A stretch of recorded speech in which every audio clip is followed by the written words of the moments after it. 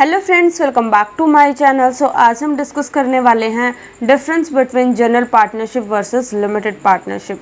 सो सबसे पहले तो आपको पार्टनरशिप का मीनिंग क्लियर होना चाहिए। पार्टनरशिप का मतलब क्या है? जब दो या दो से ज़्यादा लोग मिलकर किसी एक एग्रीमेंट पे बिजनेस स्टार्ट करते हैं कि वो इस रेशियो में अपना प्रॉफिट एंड लॉस को शेयर करेंगे और जो भी उनका एग्रीमेंट होता है वो सब कुछ वो रिटन भी हो सकता है, ओरल भी हो सकता है। तो अब जो हमारा पार्टनरशिप है उसको आगे दो पार्ट्स में क्लासिफाई किया गया है, general partnership and limited partnership. सबसे पहले हमारे पास आया था जनरल पार्टनरशिप, जो आपका पार्टनरशिप एक्ट है 1932।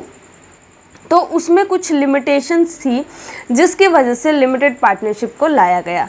तो अब हम इसका डिफरेंस जो है चीज़ें समझते हैं यहाँ पे। तो फर्स्ट हमारा पॉइंट क्या है, जो जनरल पार्टनरशिप है वहाँ पे जो पार्टनर्स की लायबिलिटी होती है वो कैसी होती है? अनलिमिटेड होती है। अनलिमिटेड का मतलब क्या है कि कल को अगर हमारे बिजनेस में लॉसेस वगैरह हो जाते हैं तो जो पार्टनर्स है वो अपने घर से पैसा लेके आएंगे, अपने पर्सनल एसेट को यूज़ करेंगे, राइट। बट लिमिटेड पार्टनरशिप में क्या होता है, यहाँ पे जो है पार्टनर्स की लायबिलिटी कैसी होती है? लिमिटेड होती है। इसके नाम में लिखा हुआ है लिमिटेड पार्टनरशिप।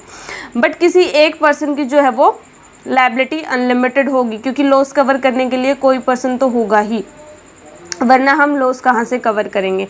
उसके बाद बात आती है पार्टिसिपेशन इन मैनेजमेंट।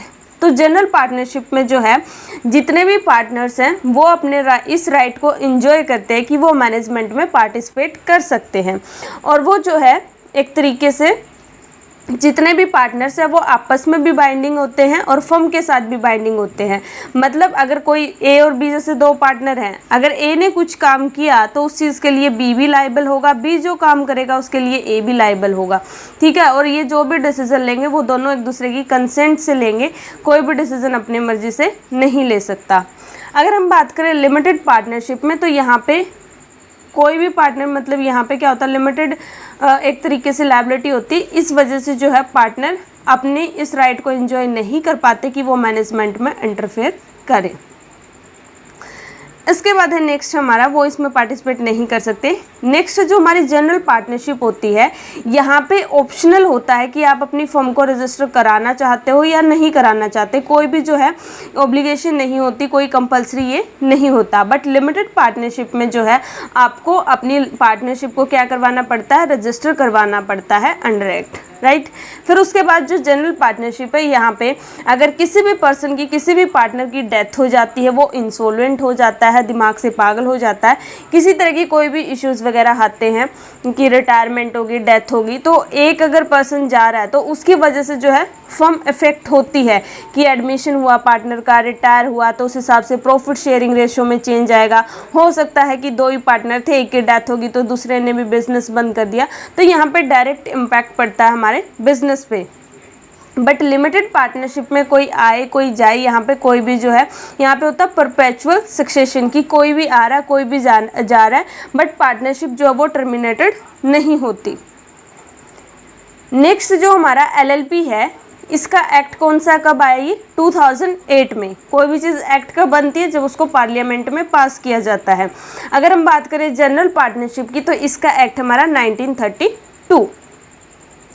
इसके बाद नेक्स्ट है टू बी रजिस्टर्ड विद, कि मतलब अगर ये रजिस्टर होना चाहती है तो वो कहाँ होगी? तो जनरल पार्टनरशिप होती है जो कि फर्म का रजिस्ट्रार होता है, वहाँ पे रजिस्टर की जाएगी। एलएलपी के केस में कंपलसरी होता है रजिस्ट्रेशन, तो यहाँ पे ये मिनिस्ट्री ऑफ कॉर्पोरेट अफेयर्स के अंडर जो ये रजिस्टर्ड होती है। उसके बाद पार्टनर्स की जो लायबिलिटी है यहाँ पे लिमिटेड होती है एलएलपी में, और जनरल पार्टनरशिप में अनलिमिटेड होती है। इसके बाद जो सेपरेट लीगल एंटिटी होती है कि नहीं होती, कि हम अपनी फर्म को एज ए आर्टिफिशियल पर्सन मानते हैं कि नहीं मानते। तो जो एलएलपी है वो लॉ के द्वारा बनाई गई है, उसकी सेपरेट लीगल एंटिटी है, हम अपनी फर्म को आर्टिफिशियल पर्सन मानते हैं, तो यहाँ पे हमारी सेपरेट लीगल एंटिटी है। बट जनरल पार्टनरशिप में कोई सेपरेट लीगल एंटिटी नहीं होती, हम अपनी फर्म को आर्टिफिशियल पर्सन नहीं मानते, ये लॉ के द्वारा नहीं बनाई जाती। इसके बाद अगर हम बात करें मिनिमम पार्टनर कितने होने चाहिए, तो दोनों में दो दो ही मिनिमम पार्टनर होने चाहिए। मैक्सिमम की अगर हम बात करें एलएलपी में कोई लिमिट नहीं है, बट जनरल पार्टनरशिप में जो है ये 100 है according to act 2013 act but जो हमारा 2014 का रूल आया उसमें जो मैक्सिमम पार्टनर है वो कितने हो सकते हैं, 50 हो सकते हैं। तो इस चीज़ को यहाँ पे करेक्ट कर लेना कि ये कौन से एक्ट के द्वारा लिखा गया है। ये 100 जो है 2013 के अकॉर्डिंग लिखा हुआ, 2014 में जो नया रूल आया उसके अकॉर्डिंग मैक्सिमम कितने हो सकते हैं, 50 हो सकते हैं। इसके बाद हमारा नेक्स्ट है कन्वर्जन।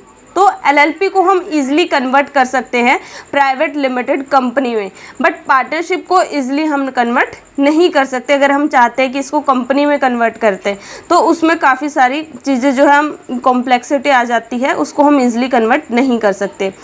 इसके बाद अगर हम करें एलएलपी में तो यहाँ पे आपको मैंडेटरी होता है कि आपको एनुअल रिटर्न करनी ही करनी है, राइट, कि आपने जो है मतलब जो भी डॉक्यूमेंट्स वगैरह सबमिट करवाने होते हैं। बट पार्टनरशिप में यहाँ पे ऐसी कोई एज सच कोई भी कंपलसरी चीज़ें नहीं होती कि आपको ये डॉक्यूमेंट आपने सबमिट कराना है, एनुअल रिटर्न फाइल करनी है, इस तरीके की रिक्वायरमेंट हमारी पार्टनरशिप में नहीं होती। सो गाइज ये था हमारा difference between general partnership and LLP that is limited partnership. ठीक है, तो आई होप यहाँ से आपको क्लियर हो गया हो। कोई डाउट है तो आप कमेंट बॉक्स में पूछ सकते हो। So guys thank you so much for watching this video. Please like share and subscribe. Bye bye, take care, have a good day.